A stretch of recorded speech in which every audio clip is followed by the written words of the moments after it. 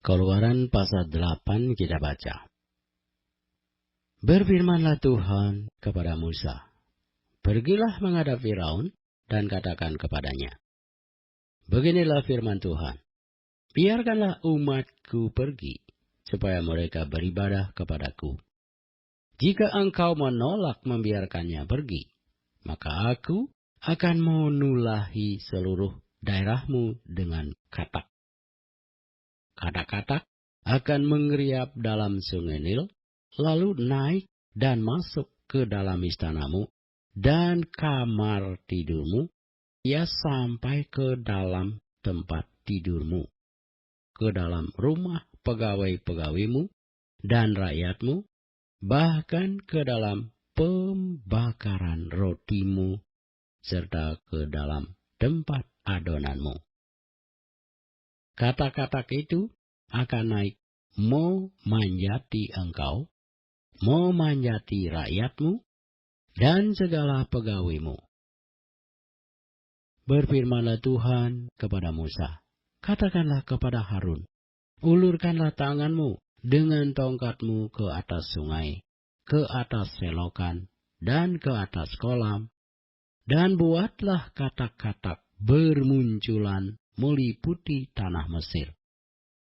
Lalu Harun mengulurkan tangannya ke atas segala air di Mesir, maka bermunculanlah katak-katak, lalu menutupi tanah Mesir. Tetapi para ahli itu pun membuat yang demikian juga dengan ilmu-ilmu mantra mereka, sehingga mereka membuat katak-katak bermunculan meliputi tanah Mesir.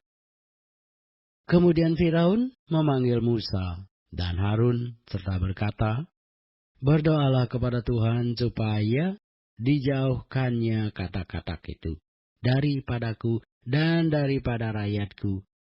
Maka aku akan membiarkan bangsa itu pergi, supaya mereka mempersembahkan korban kepada Tuhan."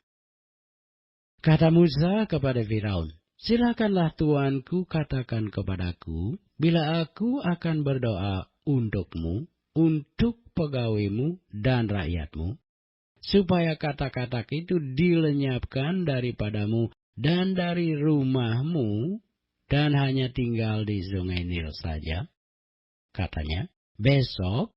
Lalu kata Musa, "Jadilah seperti katamu itu, supaya Tuanku mengetahui bahwa tidak ada yang seperti Tuhan Allah kami.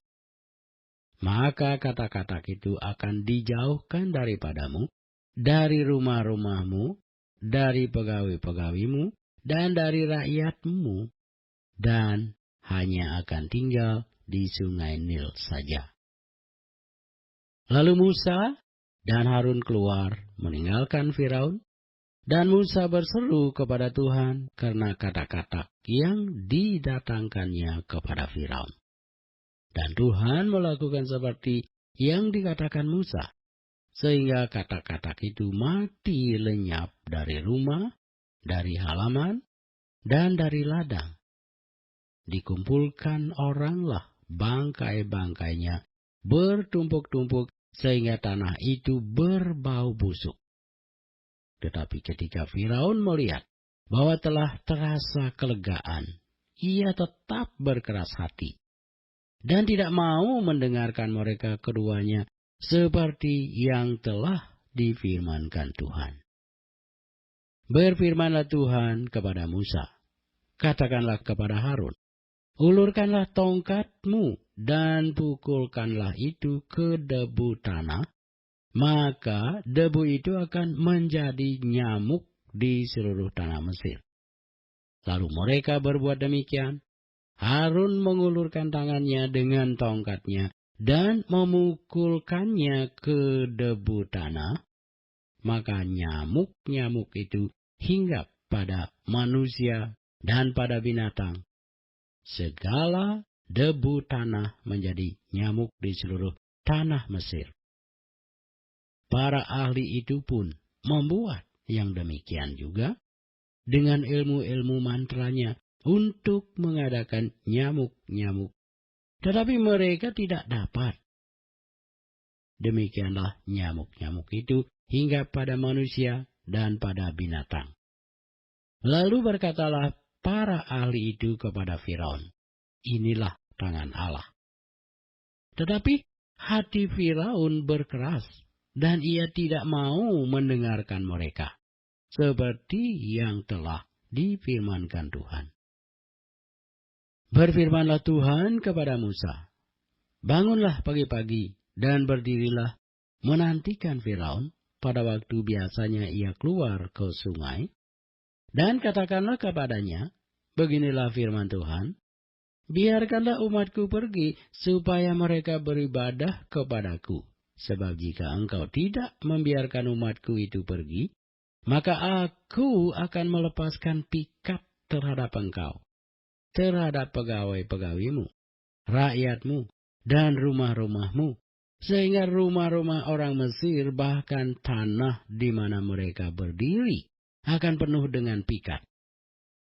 Tetapi pada hari itu aku akan mengecualikan tanah Gosen, di mana umatku tinggal, sehingga di sana tidak ada terdapat pikat, supaya engkau mengetahui bahwa aku, Tuhan, ada di negeri ini.